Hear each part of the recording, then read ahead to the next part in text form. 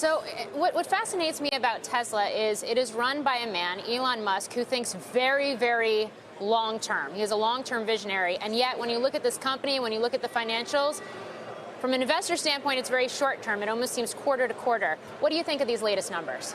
Well, you know, Morgan, these are obviously fantastic numbers. I mean, after the March quarter, there were legitimate concerns about demand and essentially the viability of Facebook, or sorry, the viability of Tesla, because it has such a high valuation. We're getting there, don't worry. Yeah, exactly. Expectations were so high, right? And let's face it, this is one of the great brands created in the last 50 years, right?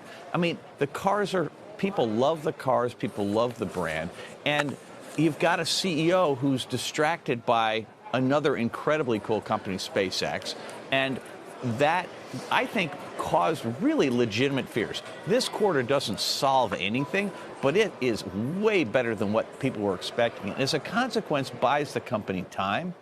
To me, though, it still comes down to this issue.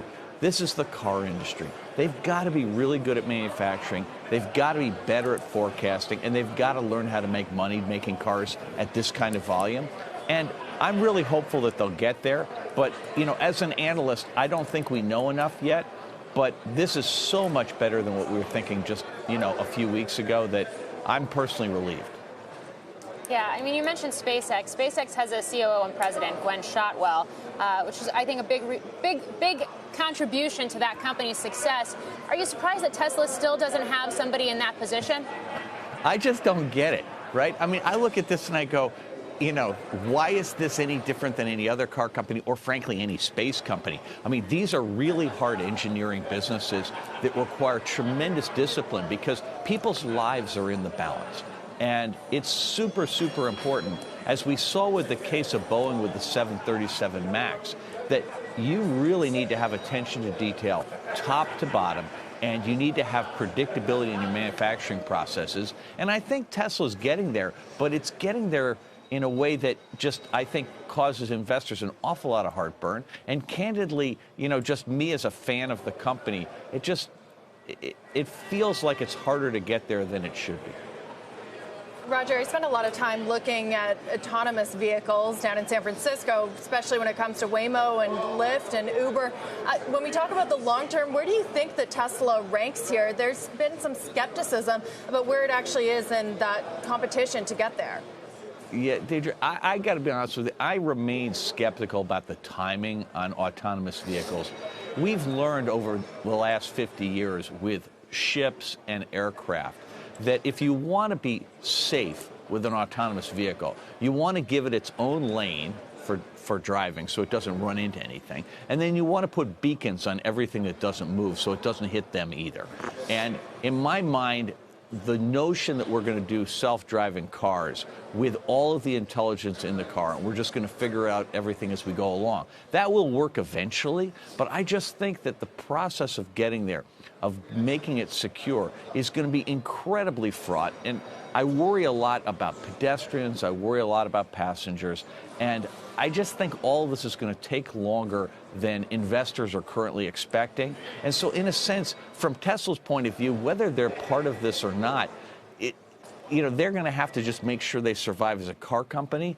And, they're going to have to just learn how to manufacture, because it's not like self-driving is going to bail them out. No, but Roger, why would they be a part of it? I mean, they've already got semi-autonomous functions in the car. A lot of the drivers of them actually love that, and they're recording every single mile. I mean, the key, as you well know, is data, and they're certainly taking in a lot of it every moment of the day, given how many automobiles they already have on the road. No, David, I'm completely with you on that. I'm just saying that we've seen, a small number of examples of the failure modes that you can have in a Tesla in the self-driving domain. And I'm just looking at this and thinking to myself, I don't see them being any more secure than anyone else, simply because they're using the same approach, which is to say, putting all the intelligence in the car. Yes, you gather a ton of data, but the reality is, as we all know, when you're driving, things happen. Anomalous stuff happens. It's not, it's not about being right 99% of the time. You got to be right 100% of the time. And the liability around that, I think, is going to turn out to be a real issue if there are or let's put it this way, when there are accidents. Right. So, Roger, are you saying, though, that autonomous driving technology may not be essential for Tesla in the long term in the same way that it is for Uber and Lyft? Sorry. No, I actually think Tesla's much better positioned than Uber and Lyft. And of course it's going to be essential because eventually we are going to get there. What I would really rather see is I'd rather see the country invest in autonomous to create, specific lanes for cities like New York, to experiment by taking an avenue and dedicating it to self-driving buses and self-driving, vehicles. And that sort of thing where you have real density, I think makes a ton of sense. Whereas I think this notion you're just going to throw them out in the streets of Phoenix, that may work, but I don't know. I've talked to too many engineers, and I just feel like there's a lot of risk in that we're not factoring in right now.